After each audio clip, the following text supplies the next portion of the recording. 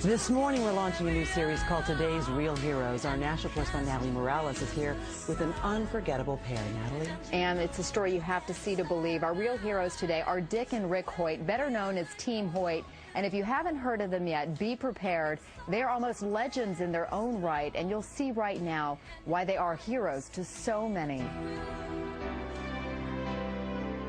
This is one of the greatest love stories of all time, a story of a father who climbs mountains and runs to the ends of the earth and back to give his son a better life, a life that transcends the limitations of his body.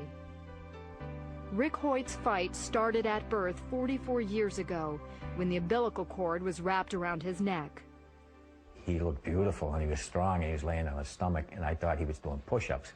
But what it was, he was having spasms. The doctors told Dick and Judy Hoyt that their son had cerebral palsy and would never be able to walk or talk.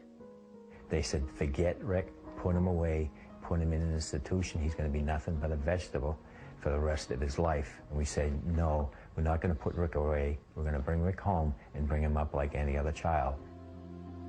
So when the Hoyt family went to the beach for a swim, Rick went too. He'd sink down at the bottom and he'd look up and start laughing. He played street hockey. We'd just get a stick and push him in a chair and hold the stick for him. We did everything with him that we did with the other two boys. And Rick responded. And you look in his eyes, and he was looking right at you, and you could tell that he understood everything they were talking about. But it wasn't until he was 12 when Rick found his voice, called the Hope Machine, a computer system created by a team of Tufts engineers. Hopefully people will look at me as an intelligent person and look past my disabilities. He could tell us exactly what he wanted, how he felt, you know, where he wanted to go. And it got him to go to school, and he got to be able to talk to a lot of other people. It was at high school where Rick first learned of a 5-mile charity road race for a paralyzed teenager. And he said, Dad, I have to do something for him. I want to let him know that life goes on. For Dick, who wasn't a runner, it was a call to action as a father. Rick told me, he said, Dad, when I'm running, it feels like my disability disappears. And that was all Dick needed to hear. Now, at the age of 66 and 44, Dick and Rick have run 950 races, 60 marathons, including their 25th Boston Marathon this year. They even started doing triathlons, competing in 6 Ironmans, the ultimate test of strength and endurance. All the way, Dick pulls, pushes, and carries Rick's 110-pound frame over the course of the 2.4-mile swim, 112-mile bike ride, and 26.2-mile run. So on this day, we're going for a leisurely stroll. This is a slower pace than you two normally go, right? Oh, this is a nice pace, too. It's a good break. But they don't slow down for long. As long as we're still having fun, we're enjoying it, and we're healthy, we're going to continue doing it. But it's Rick's achievements on the sidelines that are most awe-inspiring. I may be disabled, but I live a very fulfilling life. Not only did Rick graduate from high school, but also from college, earning his degree from Boston University. And he now lives in his own apartment. I have shown to disabled people that they don't have to sit back and watch the world go by. They too can go to school, get a job, and be included in everyday life. The Hoyt's motto is simply, you can. And they've made so many believe anything is possible. He's competing in road races, he's competing in triathlons. And all of a sudden, all of these videos are popping up on us, and people are emailing around the world, and it's just a great feeling. I read them an email they recently received, one of thousands, from a perfect stranger. I write this because I'm a father, and to my shame, I have been nothing like you, Dick. I have been selfish more than I've been selfless. I'm not raising my son the way I had intended to raise him, and up to this point, you could say, I have failed. But yesterday, in a moment's time, I was changed. My heart was broken when I saw how much you must love your son to put yourself through such agony that he might experience the thrill of the race.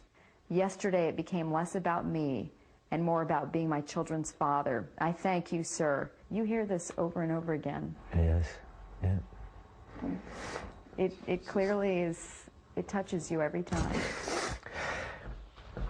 It really does, yeah. But you're more than a father. I mean, you are a hero to so many. Mm. And most importantly, you're a hero to Rick. I just think of myself, and I just love my family. And I just want to be the very best father I can be. Get to the point, everybody. Way to go, Ricky. Way to go, dude.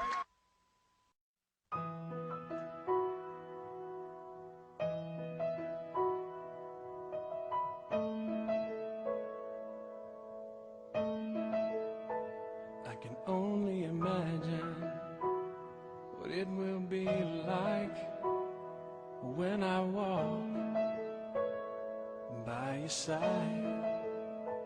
I can only imagine what my eyes will see when your face is before me.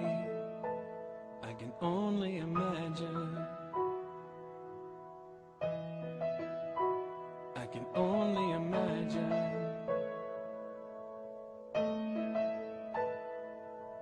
Surrounded by your glory, wonder will my heart feel? Will I dance for you, Jesus? Or in awe of you be still? Will I stand in your presence? To my knees will I fall? Will I sing hallelujah? Will I be able to speak at all? I can only imagine.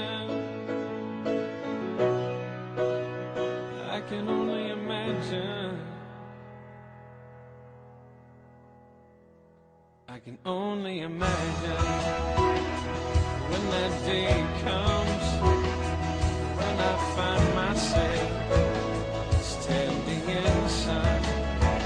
I can only imagine when all I would do is forever, forever worship you.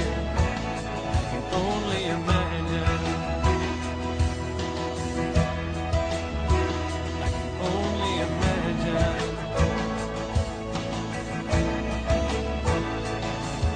Surrounded by your glory, wonder will my heart feel? Will I dance for you, Jesus? Or in awe of you be still? Will I stand in your presence?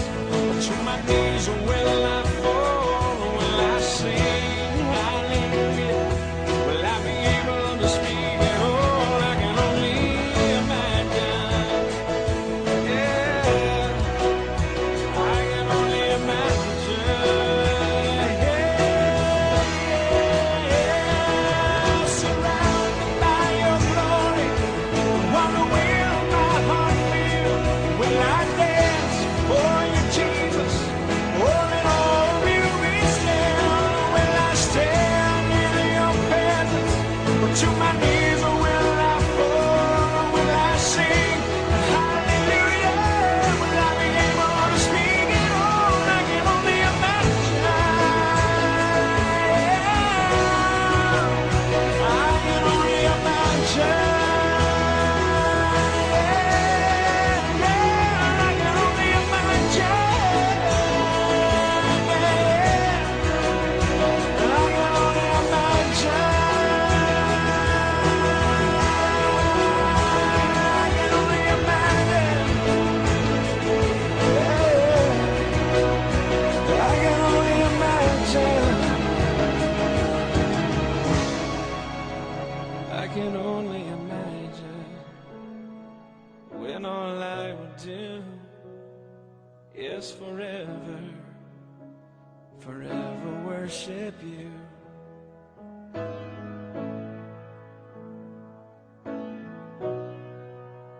I can only imagine.